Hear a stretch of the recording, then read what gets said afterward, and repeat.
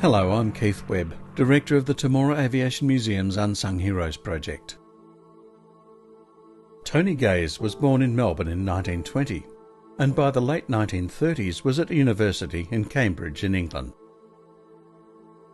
It was while he was at Cambridge he saw his first Spitfire, the beginning of a lifelong love for this aircraft. When the war broke out, he enlisted in the Royal Air Force and was accepted for pilot training. After gaining his wings on Miles Masters, he was posted to 610 Squadron flying Spitfire Mark IIs. 610 was part of the Tangmere wing, commanded by Douglas Bader.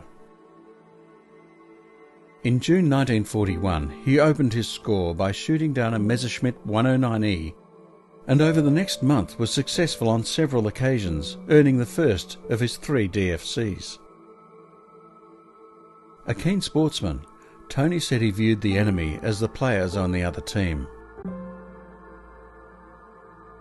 Tony was also the first Australian to shoot down a German ME 262 jet fighter. He tells us what happened. He was very unfortunate in the end because he did everything wrong and nearly got away with it. I mean, we were just patrolling and I spotted this thing. More or less, it couldn't have been its shadow, it could have been its shadow, because it wasn't very high, and down near the Rhine, and I thought, well, it looks like a jet. And so I started going down, and for once the tank fell off, because he wanted to get rid of your 90-gallon tank with a 14, because a half-full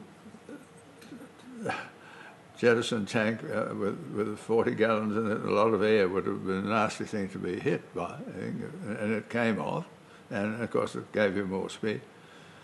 And I dived down, more or less thinking, well, this is just wasting time, because you'll never catch that thing. And I got within range of it,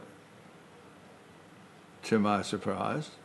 Mind you, I mean, I was absolutely flat, 24 pounds of boost. And, I had a long-range shot at it and hit it in the starboard jet. And it pushed out some smoke and flame, and he obviously turned it off, I think.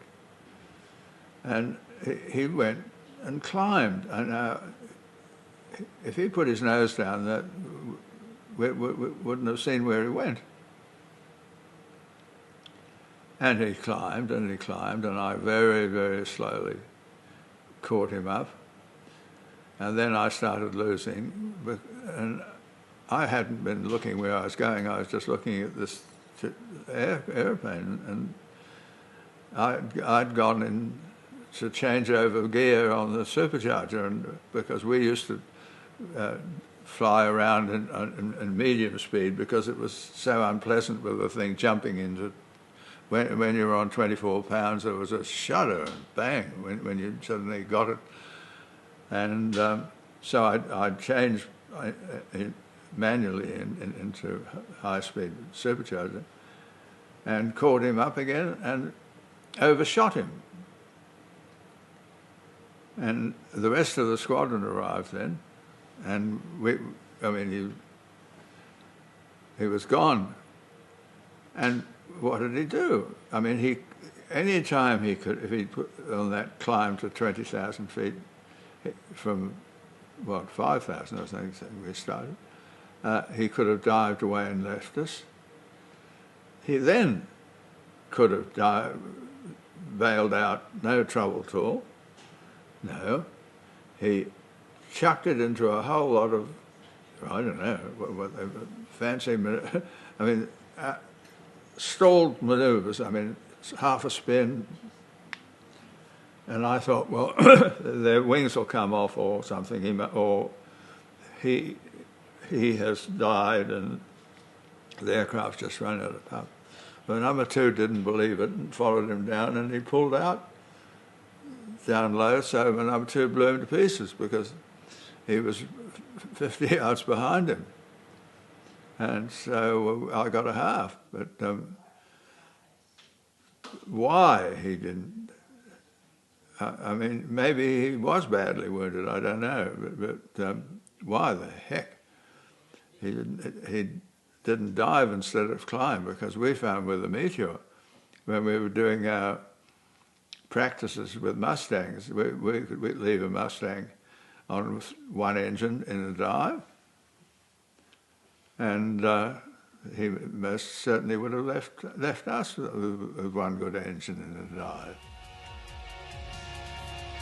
Tony finished the war with 12.5 confirmed victories, 4 probables and 4 damaged, but he estimates the real total to be in excess of 20 confirmed. He died at the age of 93 in 2013. At the end of his funeral service at his old school Geelong Grammar, the Temora Aviation Museum Spitfire Mark 8 performed a tribute flyby. There's a lot more to learn about Tony in the audio podcast, including his experience with Douglas Bader and how he almost flew an ME-262. You'll find it on the Temora Aviation Museum's website, aviationmuseum.com.au.